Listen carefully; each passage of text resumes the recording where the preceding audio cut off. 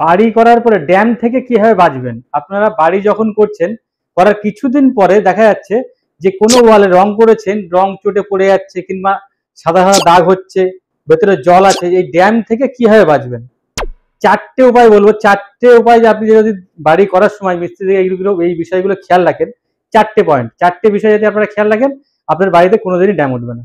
প্রথমত, যখন আপনারা বাড়ি করবেন, ভিট লেভেল গাঁথনি হয়ে যাওয়ার পরে ধরেন আপনি 2 ফুট হাইটে ভিট দেবেন, তাহলে রাব ঢালাইয়ের জন্য 4 ইঞ্চি আপনাকে ডাউন করে রাখতে হবে। একটা ইট ডাউন করলেন, তাহলে 4 ইঞ্চি আপনি উপরে রাব ঢালাই দেওয়ার জন্য 2 ফুট থেকে 4 ইঞ্চি মাইনাস করে আপনার গাঁথনিটা করলেন। করার পরে সাদা বালি ফিলিং করে নিলেন। সাদা বালি ফিলিং করার পরে আপনাকে ভালো করে জল দিয়ে বসিয়ে নিয়ে দুরমুজ করার পরে এইবার আপনাকে একটা সোলিং পাততে হবে। যে আপনি যে গাঁথনিটা করেছেন ভিট লেভেল, তার টপ লেভেলে একটা আপনার সোলিং পাততে হবে। সোলিং পাতার পরে আপনাকে আর কি 8mm রড দিয়ে 8 ফুট আর 1 ফুট অন্তর অন্তর গ্যাপ দিয়ে টোটাল এরিয়াটাকে আপনাকে রড বাঁধতে হবে।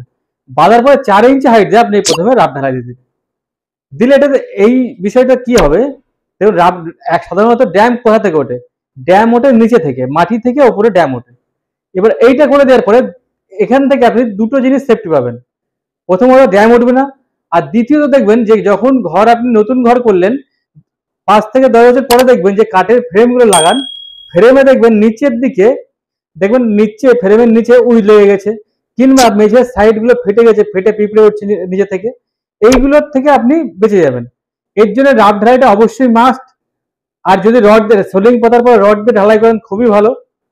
এইবার দ্বিতীয় পয়েন্ট, যখন আপনি ড্যাম প্রুফ ঢালবেন, যে এই না যে ঢালাই করেছেন বলে, রাব ঢালাই করেছেন বলে ড্যাম প্রুফ দেবো না। এই মিস্ত্রিরা বলতে রাব ঢালাই করা আছে ড্যাম প্রুফ দিতে হবে না। ড্যাম প্রুফের বিষয়টা আলাদা।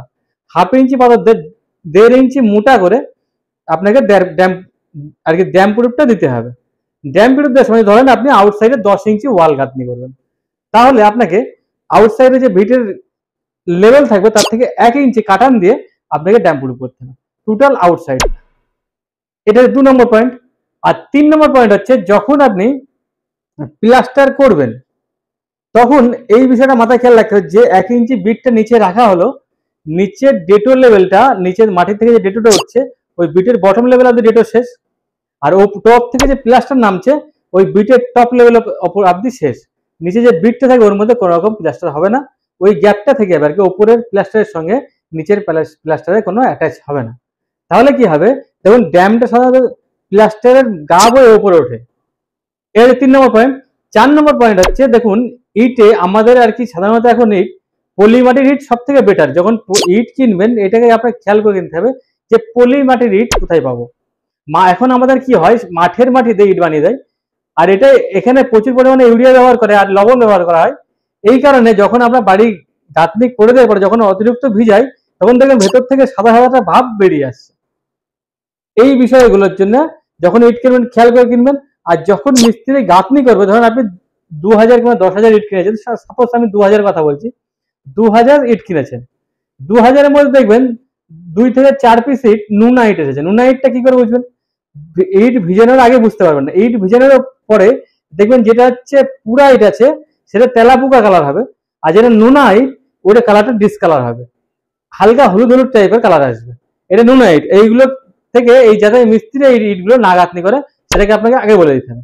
এইবার বলে চলে আসি যে ড্যাম উঠলে কি করে বুঝবেন যে ড্যাম আছে এই ওয়ালটায়, কি করে বুঝবেন।